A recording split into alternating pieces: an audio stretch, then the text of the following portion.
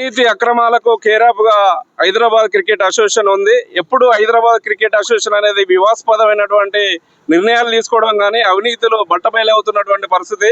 దేశంలో ఏ cricket board కానీ ఇలాంటి పరిస్థితి లేనటువంటి పరిస్థితి కేవలం తెలంగాణ రాష్ట్రంలో హైదరాబాద్ క్రికెట్ అసోసియేషనే అవినీతి అక్రమాలు అవుతున్నాయి. వరుసగా జరుగుతుంటే కూడా ప్రభుత్వం దున్నపోతు మీద వర్షం కురిస్తే ఏ రకంగా వ్యవహరిస్తుందో పాలక వర్గాలు కూడా అదే రకంగా వ్యవహరిస్తుంది.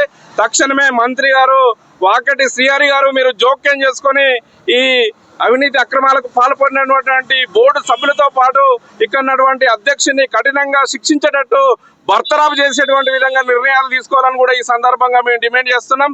హైదరాబాద్ క్రికెట్ అసోసియేషన్ ఇక్కడ ఉన్నటువంటి గ్రామీణ ప్రాంతంలో ఉన్నటువంటి క్రీడాకారులను జాతీయ అంతర్జాతీయ స్థాయిలో ఒక క్రీడాకారులను తయారు చేసేటువంటి విధంగా చూడాల్సినటువంటి పరిస్థితిని వదిలేసి కేవలం టికెట్లు అమ్ముకోవడం, కుంభకోణాలు చేయడం, అక్రమంగా డబ్బులు సంపాదించేటువంటి విధంగా ఈరోజు అవినీతి అక్రమాలకు హైదరాబాద్ క్రికెట్ అసోసియేషన్ కేంద్రంగా ఉంది. కాబట్టి పూర్తిగా ప్రక్షాళన జరిపి బోర్డును కూడా పూర్తిగా చేంజ్ చేసి న్యాయంగా దీని విచారణ జరిపించి ఈ హైదరాబాద్ క్రికెట్ అసోసియేషన్ ను బలోపేతం చేయాలని ఈ రాష్ట్ర ప్రభుత్వాన్ని కూడా మేము డిమాండ్ చేస్తున్నాం.